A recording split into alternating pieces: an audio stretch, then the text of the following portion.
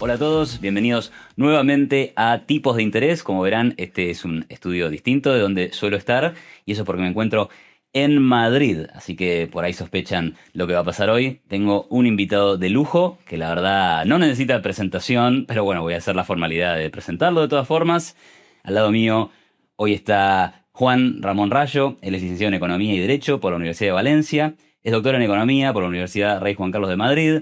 Ahora es decano de la Universidad de las Hespérides y es autor de 8 libros, si no digo mal, como Una revolución liberal para España, Liberalismo y su más reciente obra, Anti-Marx. Juan Ramón tiene un canal de YouTube donde llega a 900.000 personas y creciendo. Así que, Juan Ramón, para mí un lujo y un placer charlar contigo hoy. Muchas gracias por la invitación, Iván, y desde luego un placer estar por aquí. Muchas gracias. Juan Ramón, en el año 2008 fuiste de los primeros graduados del programa de máster de Escuela Austríaca de Economía, acá creado por Jesús Huerta de Soto. ¿Qué te llevó a estudiar ese programa, que por supuesto estaba muy fuera del mainstream de la economía, ¿no? Bueno, a mí la escuela austríaca, la verdad que como corriente de pensamiento económica me interesó desde una edad bastante temprana, 16, 17 años. Ahí fue cuando me topé por primera vez en una... claro, ahora entiendo que es bastante más fácil toparse con esos autores, pero en un momento en el que Internet casi estaba arrancando o desplegándose al menos en ciertas partes de España, como era mi ciudad natal, pues bueno, encontrar autores fuera encontrar economistas ya podía ser complicado, encontrar autores fuera del mainstream de la economía todavía más, pero bueno, por una suerte de casualidades los encontré, me interesaron mucho: Hayek, luego Mises, luego Rothbard, luego Hoppe y Huerta de Soto. Y claro, el hecho de que uno de los austríacos vivos más relevantes, no solo en España, sino mundialmente, ya hoy, pero también entonces, estuviese aquí en Madrid, pues fue muy inspirador y me impulsó a querer mudarme a Madrid para estudiar de primera mano la escuela austríaca, tal como se enseñaba aquí. Entonces, bueno, yo creo que fue un destino bastante natural en función de los intereses intelectuales que tenía en ese momento. Claro. Pocos años después, en el 2011, yo mismo cursé esa maestría, fuiste mi profesor de hecho. Había un lindo grupo de jóvenes Sí. entusiastas, ¿no? Motivados, muy interesados en el asunto, pero seguía siendo una cuestión muy de nicho. 15 años después, 16 años después, ¿cómo ves a las ideas austríacas en retrospectiva? ¿Qué puedes decir de su evolución en este tiempo? Bueno, sí, yo creo que sigue siendo un tema de nicho, quizá un nicho ampliado. Probablemente en Argentina no. En Argentina sí que es algo mucho más masificado por motivos evidentes, porque Milei las ha popularizado a lo largo de su carrera profesional, incluyendo su etapa previa a la política. En España algo de eso nos ha llegado y por tanto también se han vuelto más conocidas, pero hombre, quien estudia ese programa o el nuestro que tenemos en la Universidad de las Hespérides, el máster en Economía, es gente obviamente pues interesada en una formación más o menos académica, que eso ya es bastante de nicho, y luego dentro de la academia que sea escuela austríaca, pues todavía más de nicho. Entonces, bueno, más popularidad desde luego que en el año 2008, eso es innegable, pero no diría que en España sea un producto de masas, ni mucho menos, como probablemente sí lo sea en Argentina. Pero tampoco. Bueno, o al Pero menos pero más conocido. relativamente más de masas, ¿no? O al menos la vulgarización, si lo queremos, más de masas. Aquí ni siquiera diría que la vulgarización se ha convertido en un producto de masas. En cuanto a las ideas austríacas, bueno, yo creo que siguen siendo muy, muy interesantes y muy pertinentes. Yo mismo me sigo considerando, otros no lo harán, pero bueno, es legítimo, dentro de ese marco, de ese paradigma de pensamiento, como continuador y como desarrollador hasta cierto punto en el margen, ¿no? de esa tradición de ideas, pero sin la pretensión o sin caer en lo que creo que muchos perciben o percibimos de un férreo dogmatismo, a veces poco científico, en la adscripción a determinadas ideas que parece que tengan que ser inmutables dentro de la escuela, cuando, bueno, están abiertas como todas a la crítica, y si pues algunas no nos convencen, obviamente, pues nada mejor que criticarlas y que reformularlas para alinearlas con la verdad, que creo que es lo que todo científico debe perseguir. Bueno, mencionaste Argentina, mencionaste a Milei, así que me gustaría ir a ese terreno. Los que te seguimos hace tiempo jamás te vimos hablar bien de un político en funciones y sin embargo parece que el experimento Milei te ha llamado particularmente la atención. Entonces me gustaría que me digas qué es lo que te cautivó de todo este fenómeno y bueno, cómo evalúas hasta el momento la evolución del gobierno. Bueno, son muchos temas, ¿no? En una pregunta. Sí, yo creo que el caso de Milei es netamente positivo. Netamente positivo, lo digo porque tiene pros y contras, eso es obvio, ¿no? Pero creo que el balance neto, al menos hasta el momento, para la batalla de las ideas, luego iremos al funcionamiento de la economía, pero creo que para la batalla de las ideas es positivo. ¿Por qué diría que es positivo? Pues porque, por un lado, has tenido una labor de divulgación, lo hemos comentado hace un momento, sin precedente histórico, creo yo, en la historia de las ideas liberales libertarias. Es verdad que muy vulgarizadas, pero bueno, con cierto pozo de verdad. No, tampoco podemos pretender que se transmita a todo el mundo un modelo súper formalizado de esas ideas, porque no les interesa, simplemente cada persona tiene unas motivaciones distintas y, bueno, pues de la misma manera que a mí la física me interesa de manera muy relativa, a otros la economía, la política o la sociología les interesará también de manera muy relativa. Pero bueno, que ciertas intuiciones, a veces incluso morales, calen, permeen, es importante. Y ya digo, esa labor de divulgación no ha tenido parangón en la historia.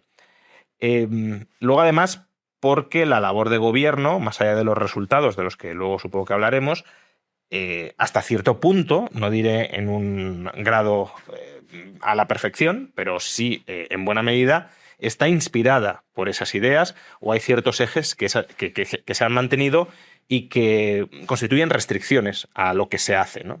Ya digo, no es una agenda rothbardiana, ni siquiera una agenda misesiana, habría que verlo, porque si uno mira los programas de estabilización macroeconómica que redactó Mises para los años 20 en Viena, no se alejan tanto de lo que ha hecho Milei. Entonces, bueno, rothbardiana desde luego no es. Quizá se prometía que iba a serlo, ¿no? Con aquello de dinamitar el Banco Central y todo esto, de lo que a lo mejor también podemos hablar luego.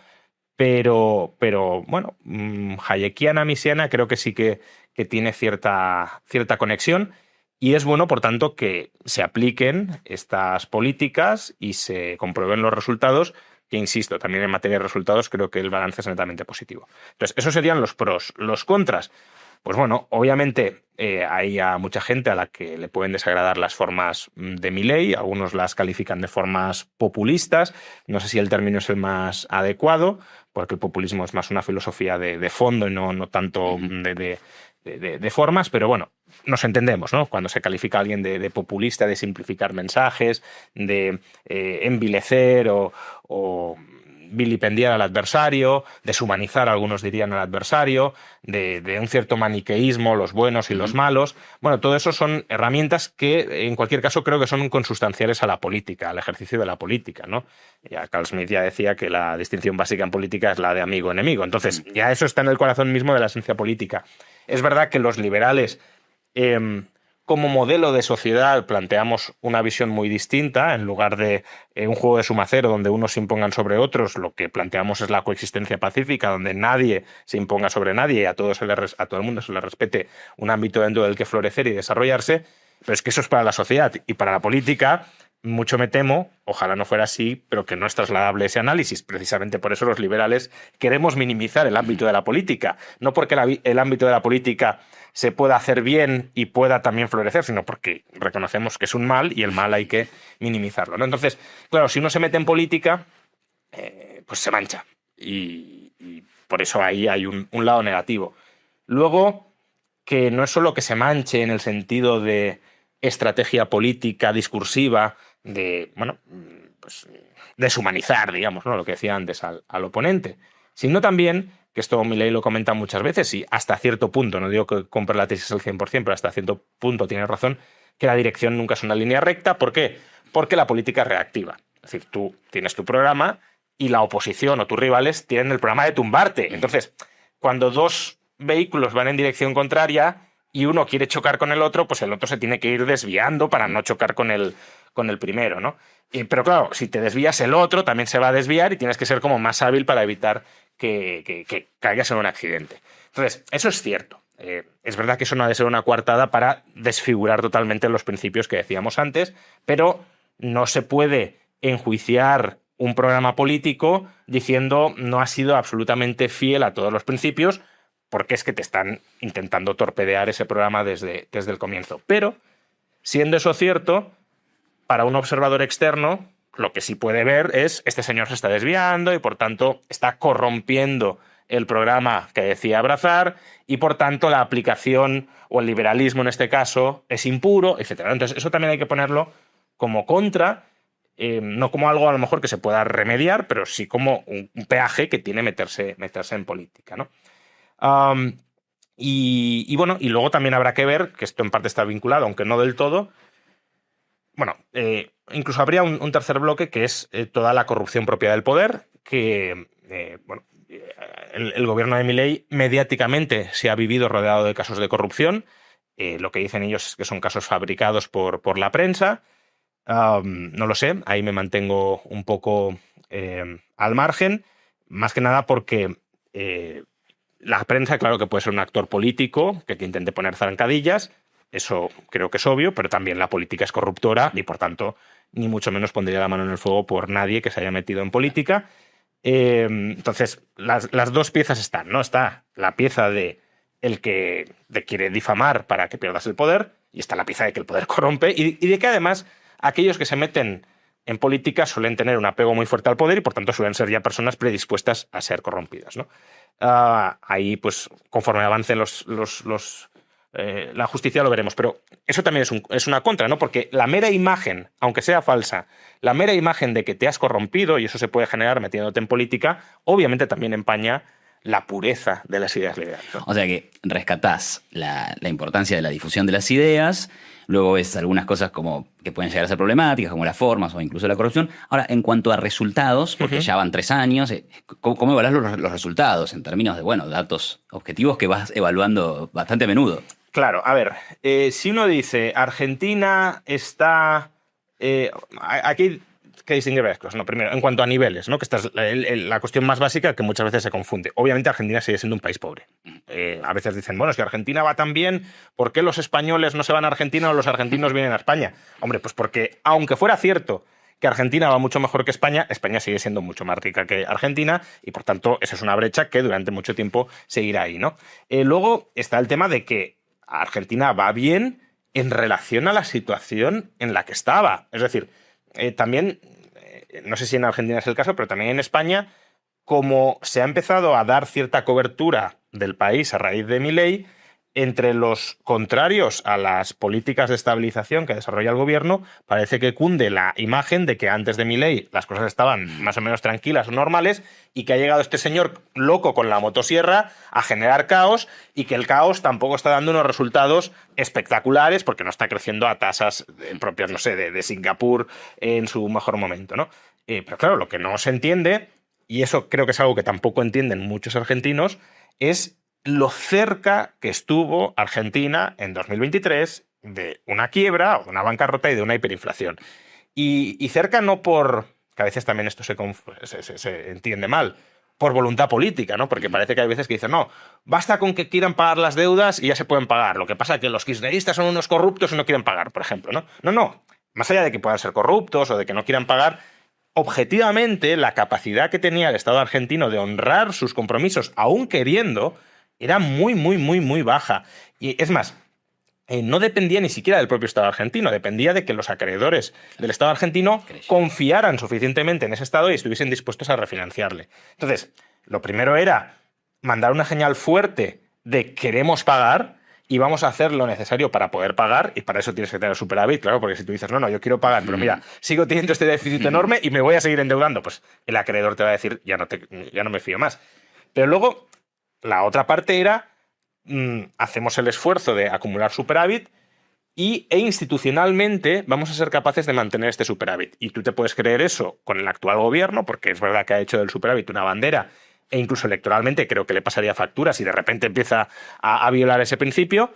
Pero claro, en Argentina y en cualquier otro país, pero en Argentina de manera muy clara, está el problema del el recambio del poder. Si los que vienen después no se adscriben a ese principio más o menos, tampoco tanto a lo mejor como el actual gobierno, pero que si digan, oye, el desequilibrio presupuestario permanente, especialmente en un país como la Argentina, no es un modelo que podamos aplicar. Pues claro, el acreedor dice, vale, usted sí tiene voluntad de pago, pero el que venga después no. Entonces no le refinancio o no a muy largo plazo, etcétera. Entonces todas esas dificultades, toda la deuda heredada, y en deuda meto no solo los bonos, sino la base monetaria y los pasivos no remunerados del Banco Central, que siguen siendo deuda o pasivos del Estado, y la escasez de activos del gobierno argentino para estabilizar y para sanar y honrar esos pasivos. No solo el déficit, ¿no? Que tienes un activo tributario neto negativo, pues cuando pasas al superávit ahí tienes un cierto margen, sino también las reservas internacionales. Todo eso estaba tremendamente dilapidado, fundido o dilapidado, ¿no? Y claro, todo eso ha habido que reconstruirlo, y eso es un proceso muy costoso que además no es fiscalmente expansivo con respecto a una economía que está en expansión. Claro, a lo mejor con respecto a una economía que está en recesión, como lo estaba encima la economía argentina, sí, pero aún así, claro, tú dices, bueno, es que Argentina no ha crecido, no sé, un 30% en 2 años. Bueno, ¿a qué país se lo vamos a pedir? Pero es que además está en un proceso de estabilización o consolidación financiero-fiscal. No está todavía en una etapa donde la inversión esté entrando a expuertas porque el inversor nacional e internacional, pero sobre todo el nacional, entienda que los cambios institucionales y la posición financiera del país han llegado para quedarse y, por tanto, pueden planificar a largo plazo.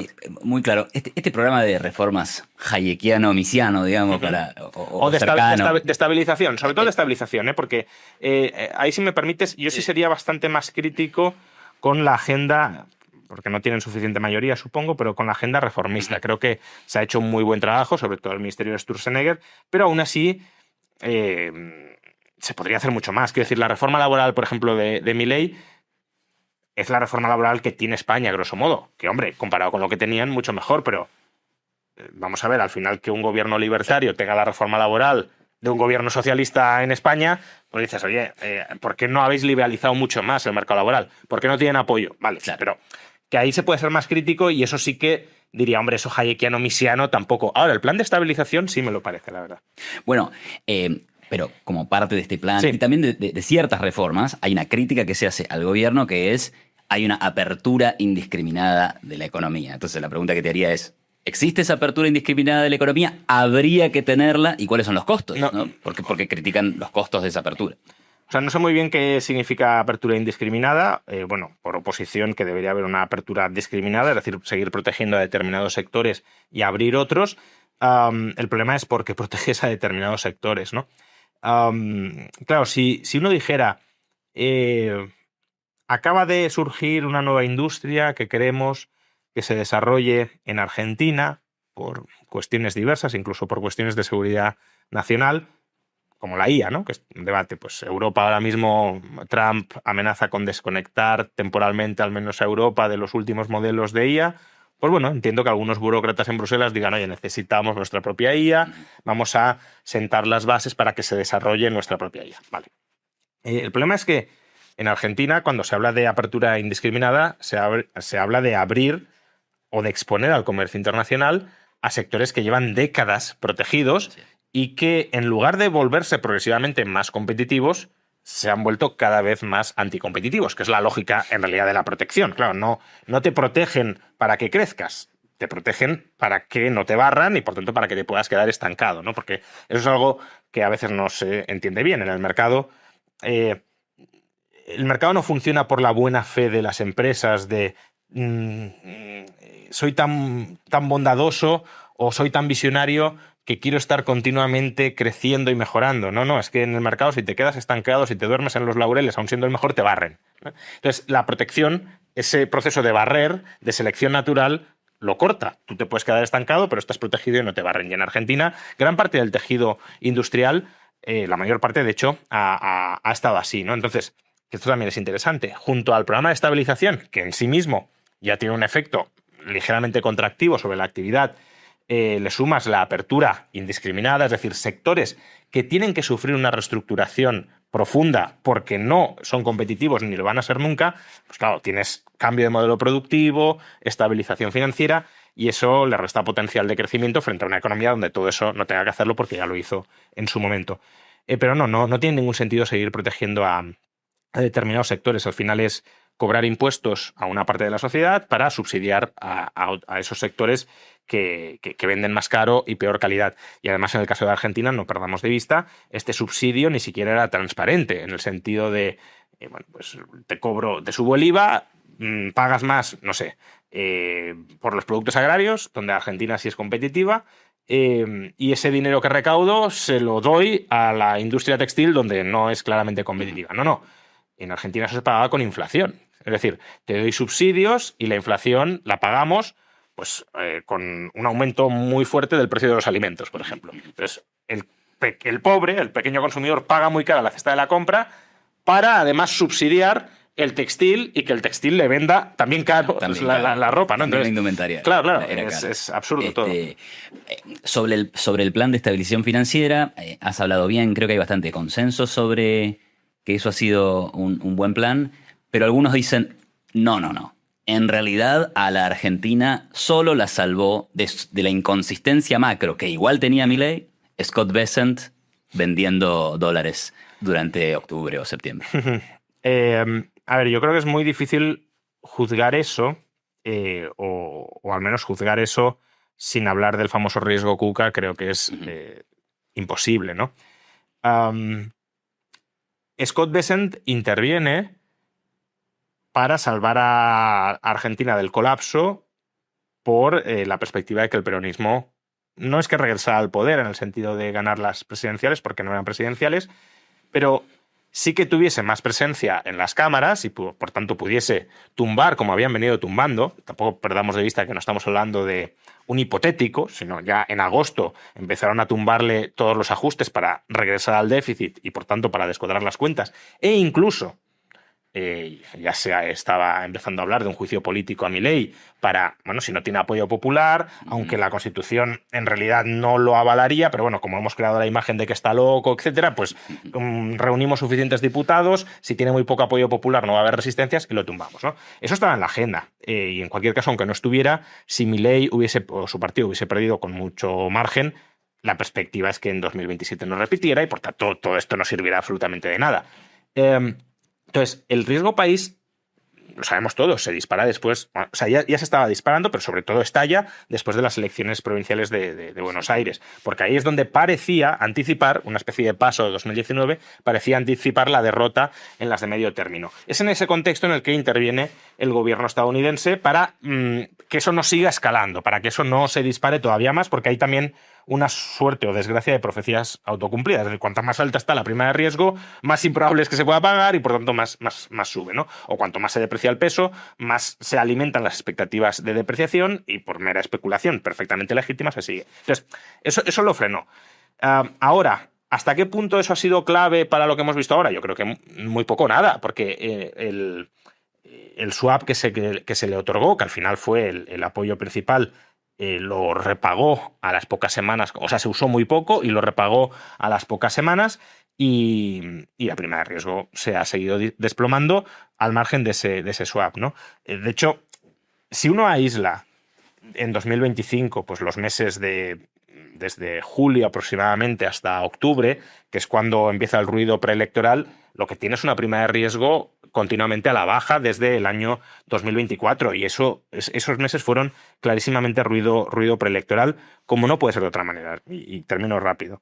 Si la alternancia en el poder sigue teniendo el discurso que no tienen prácticamente ningún otro país del mundo, porque esto no es una cuestión ni de izquierdas ni de derechas. La izquierda brasileña no dice eso, la peruana en parte según cuál sí, ¿no? Pero la izquierda chilena no dice eso. Claro, si la alternancia en el poder es pagar o impagar, pues obviamente si hay una perspectiva de que el que quiere impagar llegue al poder, pues el acreedor internacional se marcha o huye y no te refinancia y por tanto puede precipitar tu bancarrota en ese momento. Bueno, pues es que es evidente que como en 2019 lo vimos. Es decir, en 2019, ¿por qué estalla el riesgo país y por qué se deprecia tantísimo el peso? Sí. ¿Porque el plan era inconsistente? Bueno, en parte, pero eso no explica por qué del viernes al lunes se dispara todo eso, ¿no? Claro. Eso es un shock que claramente te permite discriminar cuál es el disparador. La caída de la bolsa argentina el día después de las PASO de 2019 creo que es la segunda más grande registrada de Sri Lanka, de la historia. Déjame que quiero ir al tema del tipo de cambio. Sí. Ahí parecería haber un punto de contacto entre un paradigma más industrialista, proteccionista y el liberalismo, porque algunos dicen el dólar está muy bajo, la industria no puede competir, y por otro lado algunos dicen es que el dólar está bajo deliberadamente porque el gobierno lo controla. Entonces, ¿cuál sería tu reacción a ese punto de vista? Sí, es un debate interesante y en parte a lo mejor complejo para una conversación coloquial, pero veamos, el peso, o cualquier moneda fiat, es un pasivo del Estado. Entonces, yo creo que hay un punto de ingenuidad y de mal análisis económico, no solo ingenuidad, en muchos liberales, también de la escuela austríaca, que, o sea, Mises estaría muy cerca de esta postura que voy a criticar, de ver la moneda, aunque sea fiat, aunque sea moneda estatal, de verla como un bien económico que debe autorregularse en el mercado como cualquier otro bien económico, como si fuera el oro, ¿no? Pero el oro es un activo real, es decir, es un bien que no es el pasivo de nadie, y la moneda fiat es un activo financiero, es decir, es un activo que es el pasivo de un agente, es la deuda, el compromiso de pago de un agente, en este caso del Estado argentino. Entonces, es imposible, no es que sea indeseable, es que es imposible que un pasivo financiero se desentienda o se desvincule de lo que haga su emisor. El emisor, sus acciones o sus omisiones influyen sobre el pasivo financiero. Quiero decir, una acción es un pasivo financiero. ¿Podemos desvincular el valor de la acción de lo que haga la empresa que ha emitido esa acción? Obviamente no. Es que aunque la empresa dijera, me da igual la acción, yo voy a actuar con independencia de lo que hagan el precio de las acciones. Eso ya afecta a las acciones, pero es que además tu decisión de ampliar capital o de reducir capital, que es una decisión legítima, por cierto, afecta al precio de las acciones. Tu decisión de invertir en proyectos que hacen crecer la empresa pero no le dan beneficio, pues afecta al valor de las acciones. Tu decisión de endeudarte afecta al valor de las acciones. Entonces, una empresa no puede hacer nada o dejar de hacer nada que no afecte al valor de sus pasivos. Y el Estado argentino tampoco puede hacer o dejar de hacer nada que no afecte al valor de sus pasivos. Por ejemplo, tener superávit es una decisión que afecta al valor del peso, como creo que es obvio. Entonces, los que dicen, no, es que el gobierno debería abstenerse de influir en el valor del peso. Entonces, tampoco ha de tener superávit, porque está influyendo sobre el valor del peso. De hecho, es que los procesos de estabilización suelen generar un overshooting del tipo de cambio porque viene de estar muy depreciado y además, pero como los bonos en dólares. Es decir, los bonos en dólares que cotizaban a 20 o 30 céntimos. Entonces, claro, se han disparado. Eso es un overshooting también. ¿Por qué? Porque ya no es solo que se descontara una probabilidad de impago alta, sino que además era un activo que nadie quería, que por el hecho de que nadie lo refinanciara, la probabilidad de impago aún era mayor, pues con el peso lo mismo. Entonces, claro que puede haber un overshooting del tipo de cambio y claro que aquellas inversiones internas que se hicieran con la expectativa de que el tipo de cambio estuviese mucho más depreciado, pues pueden tener problemas de competitividad, de la misma manera que aquellos que se endeudaron anticipando que la tasa de inflación iba a ser mucho más alta, pues tienen problemas de capacidad de repago, lógicamente, porque has quebrado las expectativas. Si es que eso pretendía el plan económico, que las expectativas de quiebra y de inflación colapsaran. Entonces, hubo mucha gente, pero por pura racionalidad, que tomó decisiones económicas sobre unas expectativas que el programa de gobierno ha quebrado, ha roto, porque para estabilizar el país había que romperlas. Entonces, todo eso te afecta. Entonces, yo lo que veo es que muchos liberales dicen, no, pero habría que, de alguna manera, favorecer que el tipo de cambio esté mucho más depreciado para rescatar a todas estas empresas. Y ese argumento solo lo hacen con el tipo de cambio y no, por ejemplo, con la tasa de inflación, donde también podrían decir, no, necesitamos una tasa de inflación más alta para licuar las deudas de los que se endeudaron bajo una perspectiva de una tasa de inflación más alta. Y creo que si entendemos por qué este último argumento es absurdo, también entenderemos por qué el primero es absurdo. Lo cual no quita, cuidado, que no haya ciertos elementos que se puedan criticar de la política cambiaria de Milei, como que no haya eliminado al 100% el cepo. Creo que también a veces se carga excesivamente las tintas con esto, como, no, todavía hay cepo. Bueno, es que el cepo es un continuo y si antes había un 100%, a lo mejor ahora hay un 5% o un 10%. Que bien, hay que quitar ese 5 o ese 10, pero decir, no, es que el cepo sigue ahí, es como decir, bueno, el cambio ha sido brutal incluso para las personas jurídicas, que a partir de 2025 sí pueden pagar beneficios o repatriar beneficios al extranjero, ¿no? Pero sí, claro, hay que eliminarlo y eso a lo mejor tendría una cierta influencia, a corto plazo sobre todo, de mayor presión, de depreciación sobre el peso. Pero argumentos como están manteniendo el tipo de cambio con una política de tipos de interés demasiado altos. Claro que claro que eso puede pasar, pero es que ahí ya nos metemos en la gestión de la política monetaria de toda la vida. Ahí ya es evaluar, pues como podemos juzgar la política monetaria de la Fed. Claro. El tipo de interés está muy alto o muy bajo. Habría que bajarlo, habría que subirlo, pero a nadie se le ocurre decir, no, es que la Fed, bueno, a nadie se le ocurre, no, a nadie se le ocurriría, pero la Fed está manipulando el tipo de cambio porque los tipos de interés, en lugar de estar en el 3,5, tendrían que estar en el 2. Bueno, la Fed juzga que para luchar contra la inflación han de estar en el 3,5. Y claro, si estuvieran en el 2 se depreciaría más el dólar. Con lo cual, estando en el 3,5, el dólar se mantiene más fuerte de lo que estaría si los bajara al 2. Pero ¿eso es una política de manipulación del tipo de cambio o es la política monetaria? Si no queremos que haya política monetaria, y me parece muy bien, y tampoco lo quiero, cerremos el Banco Central. Pero incluso cerremos el Banco Central y prescindamos del peso. Porque es que, aunque mantuvieras el peso, cerrando el Banco Central, que ya es complicado, pero bueno, podría el Tesoro asumir esos compromisos, la política de emisión de deuda del Tesoro afectaría al valor del peso, porque si el Tesoro emite deuda con un determinado tipo de interés, eso es un activo que sustituye al peso y por tanto también influye sobre el tipo de cambio. Entonces, o tienes un activo monetario desvinculado de las finanzas del Tesoro argentino, es decir, no una moneda fiat o no una moneda fiat nacional, si se dolarizaran, por ejemplo, se desvincularía, o no hay forma en la que la actuación del gobierno y del Banco Central afecte al valor del peso y, por tanto, al tipo de cambio. Y todo el debate subsiguiente de si está atrasado o no está atrasado es un debate de política monetaria legítimo o de toda la vida en cualquier país de conjugar. Es puro keynesianismo eso, de conjugar equilibrios internos y externos, de quiero más empleo interno o quiero más superávit externo, etc. Bueno, creo que ha sido súper claro, a pesar de que dijiste que tal vez esto no se entendía, pero creo que quedó bien. Y te metiste en el tema política monetaria y Banco Central. Mi pregunta tal vez sea un poco de tibio socialdemócrata, pero te diría, ¿pensás que Argentina todavía tiene que eliminar el Banco Central a la luz de lo siguiente? Hay un montón de países en el mundo que han estabilizado la tasa de inflación, hoy no tienen un problema de inflación y han logrado crecer, generar empleo. Entonces, ¿cómo ves ese tema? ¿Qué te parece? Bueno, ¿es imprescindible que Argentina cierre su Banco Central para que sea próspera? No. Es decir, creo que es muy obvio. Muchos países ricos tienen Banco Central y tienen un Banco Central independiente, o más o menos independiente. La independencia nunca puede ser plena, pero bueno, con cierta independencia frente al poder político. Y además tiene una clase política que más o menos puede abusar un poquito de la deuda, etcétera, pero no del default continuado como forma de funcionamiento. Y bueno, así se puede funcionar, claro que sí. Ahora, ¿por qué creo que Argentina debería, o por qué creo que el gobierno, mejor dicho, de Javier Milei debería cerrar el Banco Central? Primero, porque asumió el compromiso. Entonces, creo que es un compromiso bastante liberal, es decir, o al menos muy compatible con el pensamiento liberal. Y es un compromiso que se asumió como una de las principales banderas. Yo mismo, cuando Milei vino a España en 2024, en abril-mayo de 2024, que tuve el placer de entrevistarle, le pregunté en varias ocasiones, insistentemente, si iba a cerrar el Banco Central y dijo que sí, que lo iba a cerrar. Entonces, bueno, es un compromiso que se ha asumido y yo creo que la palabra, también la de los políticos, aunque no se estile mucho, hay que honrarla, ¿no?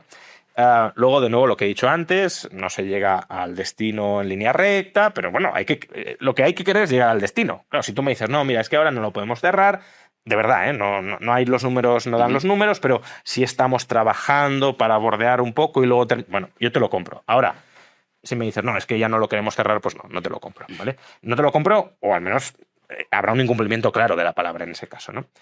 Y luego, porque la clase política argentina, y al final la clase política es un reflejo de la sociedad, no está todavía en ese consenso de, tiene que haber un cierto equilibrio presupuestario a largo plazo. Tampoco me voy a poner dogmático, liberal de siempre. No, tenemos que más o menos cuadrar las cuentas a largo plazo. Puede haber años con déficit, pero otros años con menos déficit, ni siquiera te diré con superávit, sino con menos déficit, para que una baja tasa de inflación junto con el crecimiento pues vaya estabilizando la deuda y los pagos de la deuda, y por tanto no necesitemos una inflación explosiva para cuadrar la restricción presupuestaria del gobierno. Y el Banco Central, además, no puede ser una herramienta totalmente sujeta, no puede ser una Secretaría de Estado del Ministerio de Economía, básicamente, ¿no? Ese consenso no está en la política argentina.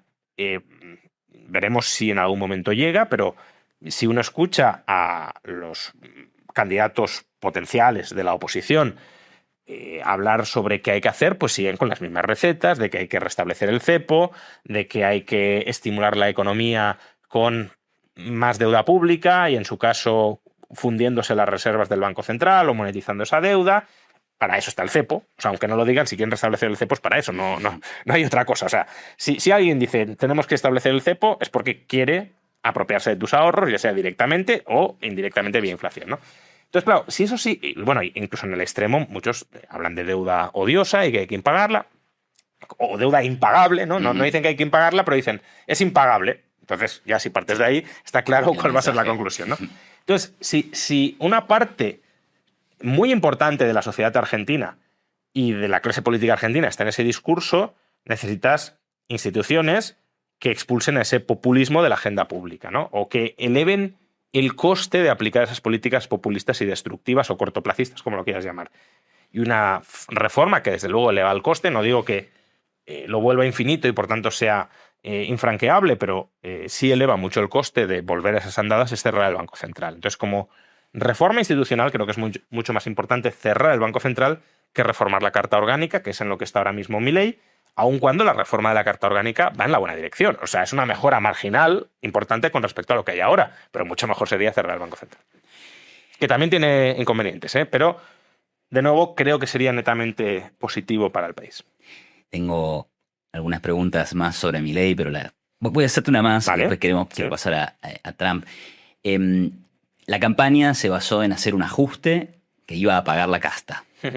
Y algunos dicen, al final el ajuste no recayó en la casta, principalmente porque la gente terminó pagando mucho más caro el agua, mucho más caro el transporte público, mucho más caro la electricidad. Entonces, al final, el ajuste lo pagó la gente. ¿Cómo reaccionarías a ese argumento? Bueno, yo diría que aquí el mensaje tenía dos receptores. Los receptores liberales yo creo que entendimos perfectamente bien el mensaje y no nos hemos sentido engañados. O sea, de la misma manera que te he dicho antes, si Milei no termina cerrando el Banco Central, sí me sentiré engañado porque el mensaje es muy claro. Aquí creo que cuando Milei, como liberal libertario, habla de la casta, cualquier liberal medianamente leído en, por ejemplo, Public Choice, entendía muy bien a lo que se estaba refiriendo.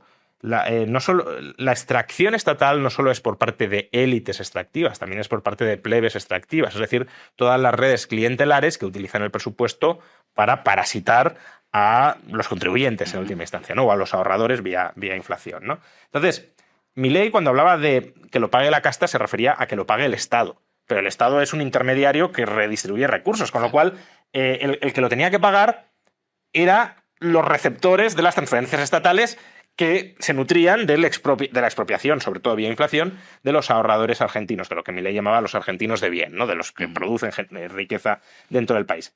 Entonces yo creo que ese mensaje, en clave, si lo queremos decir así, lo entendimos todos, los liberales, más allá de que no podía ser de otra manera, porque el ajuste si no salía, ¿no?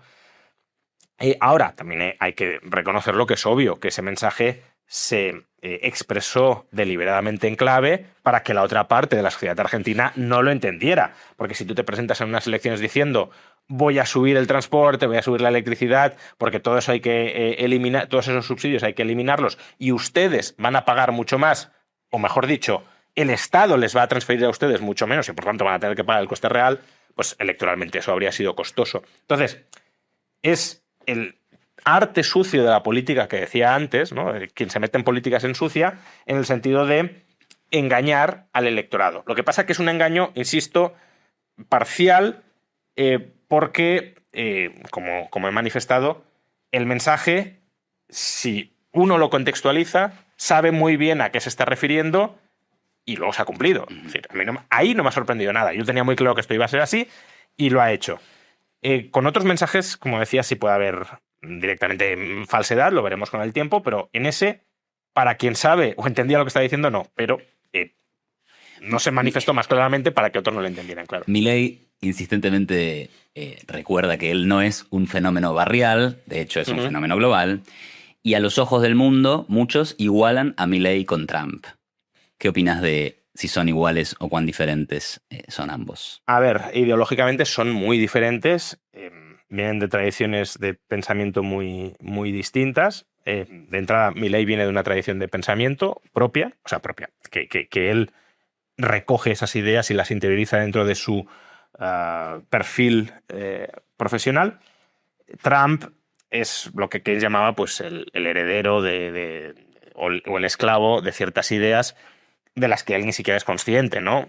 Él puede abrazar ciertas ideas, le gustan, pero no sabe cuál es su origen último ni de dónde vienen, porque no es un intelectual que las haya estudiado, es un hombre práctico y que se ascribe a ciertas corrientes ideológicas. Pero en cualquier caso, las corrientes están ahí y son muy distintas, son muy dispares.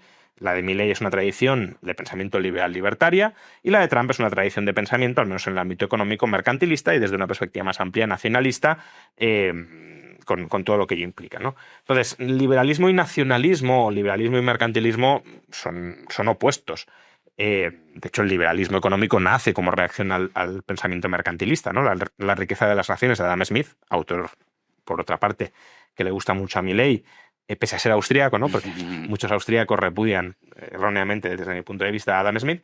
Pero bueno, La riqueza de las naciones de Smith es un libro que se escribe contra el sistema mercantilista vigente en la época. Entonces, claro que son muy, muy distintos. Su política comercial creo que es lo más obvio, pero incluso también la estabilización macroeconómica. Es decir, Trump abusa del déficit público, quiere tipos de interés bajos, presionando a un banco central independiente, teóricamente, para que los baje en contra del criterio del propio Banco Central. Quiere un dólar, bueno, esto es más opinable, pero parece que quiere un dólar barato, es decir, que cuanto más barato mejor. En cambio, a Milei se le acusa de todo lo contrario, ¿no? Es decir, busca deliberadamente superávit. Bueno, el Banco Central sí que podríamos decir que sigue sin ser independiente, pero ahora quiere hasta cierto punto ampliar su independencia para no monetizar deuda pública, es decir, para no abaratar el coste de financiación del Tesoro. Y además se le acusa de que busca un tipo de cambio artificialmente apreciado, ¿no? Entonces, desde esa perspectiva son muy opuestos. Lo que pasa que creo que la responsabilidad de equipararlos no es, en este caso, única de la izquierda, ¿no? Hay veces que la izquierda sí da brochazos o trazos de brocha gorda, pero todo es ultraderecha, ¿no? Entonces, todo candidato contrario a la izquierda que surja ahora es de ultraderecha y todos van en el mismo saco. Cuando eso es una porquería analítica, ¿no? Pero en el caso de Milei, creo que Milei hace también esfuerzos para que otros piensen que es igual que Trump, ¿no? Porque no se trata solo de un tema de amistad, que uno podría decir, mire, pues pensamos distinto, pero somos amigos, ¿no? O al menos tenemos buena relación de camaradería política, que eso hasta cierto punto podría ser legítimo. Yo creo que, de hecho, si Milei tuviese esa actitud con algún líder de izquierdas, dirían, mira qué aperturista es, que incluso con gente que piensa distinto.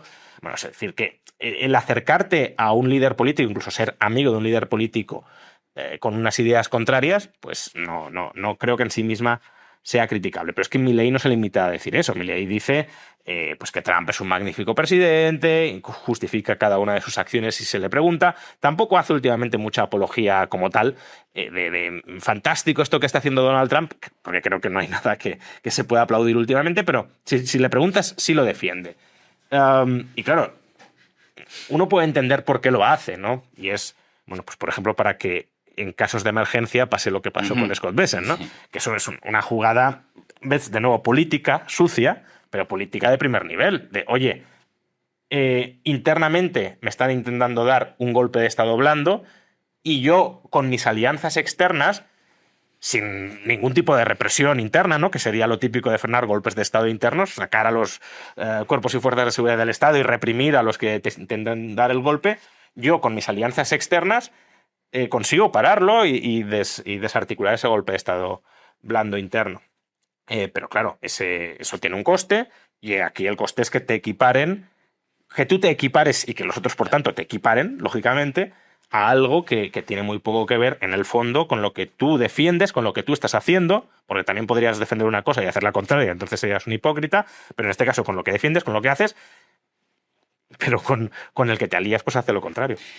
Te voy a hacer la última porque... O sea, solo un Sí. ejemplo muy claro.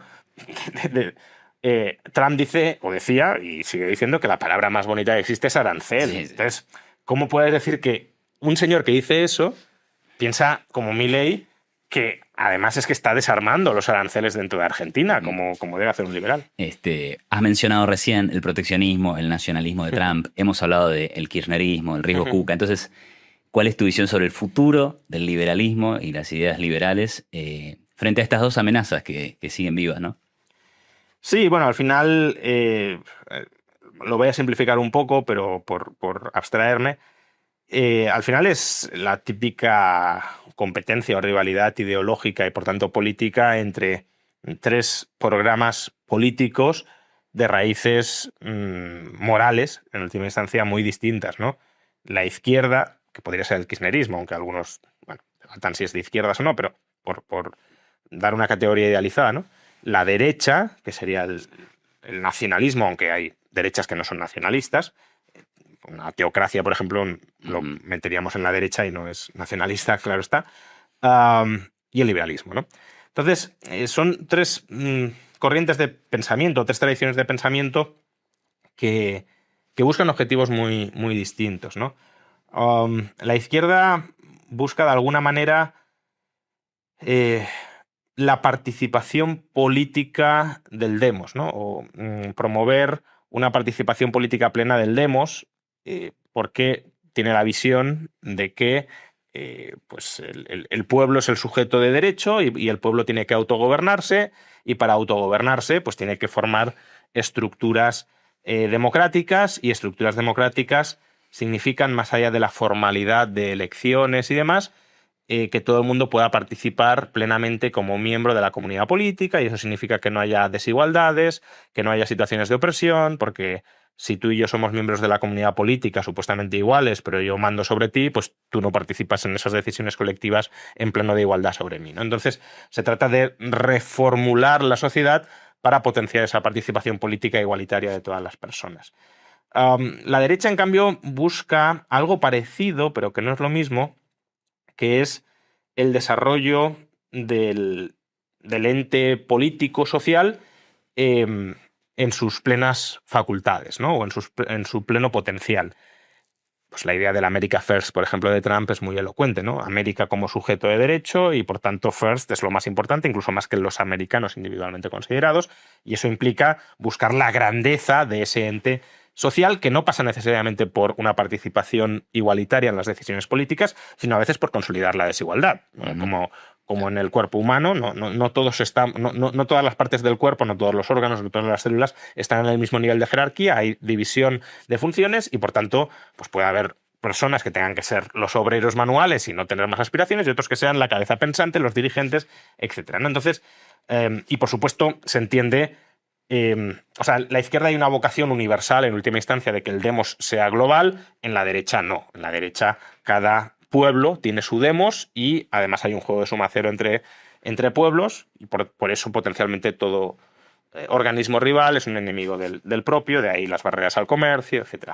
Y luego está el liberalismo, que no parte de que el sujeto de derecho sea ni el pueblo universal ni tampoco el pueblo local, sino que el sujeto de derecho es el individuo, y lo que busca es establecer las condiciones institucionales que permitan el desarrollo del proyecto de vida de cada individuo sin pisotear el proyecto de vida de los demás.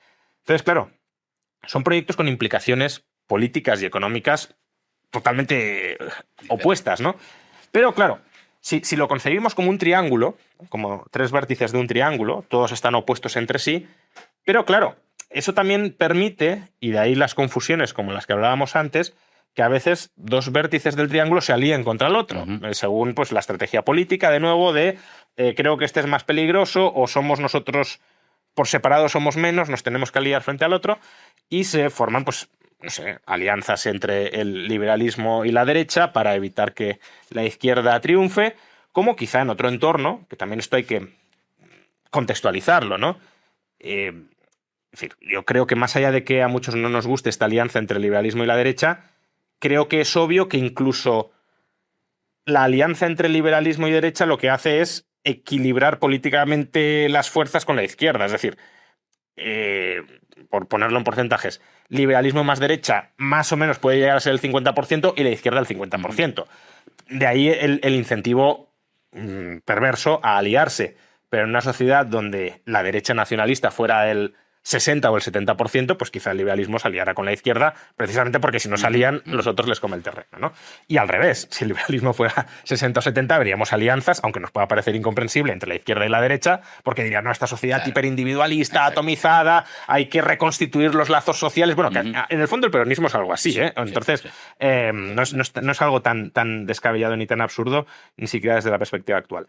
Entonces, bueno, ¿cómo veo el futuro del liberalismo? Pues tiene que aprender también a cultivar su autonomía frente a las otras dos corrientes. Es decir, aunque se alíe estratégicamente, que eso es estrategia política, se puede someter a crítica interna, de es la mejor o peor estrategia para ganar el poder, y a crítica externa de es un juego perverso, no queremos participar o no deberíamos participar. Bueno, son las dos críticas, ¿no? Pero más, aunque uno diga, no, sí, hay que meterse y en este contexto hay que aliarse con la derecha, contra la izquierda, que ya es otro debate, pero aun cuando uno compre esa tesis, lo que creo que tiene que hacer indiscutiblemente es enfatizar, sobre todo si uno es un intelectual, puede entender que uno que esté ahí metido no, pero un obrero de la política no, pero un intelectual tiene que enfatizar la diferencia y seguir diciendo que es una alianza contingente y que además hasta cierto punto es contra natura, porque nos estamos aliando con un enemigo contra un enemigo más poderoso. Porque si no, pues claro, tu discurso propio y tu proyecto político propio, ideológico, moral, como lo quieras llamar propio, se difumina e incluso intelectualmente terminas corrompiéndolo para encajar con el otro, ¿no? Empiezo a relajar mis principios, que son muy distintos a los del otro, para que esa fusión se perciba como más natural. Y no, eso sí que es una línea roja que no hay que cruzar. Juan Ramón, no sé cómo agradecerte, me ha encantado escucharte. Bueno. A todos ustedes que están del otro lado, espero que les haya resultado tan fascinante como a mí. Muchas gracias por estar en Tipos de Interés. Nos vemos en 2 semanas y si quieren conocer más de Canal H, ingresen a www.estoesH.com. Muchas gracias y hasta la próxima.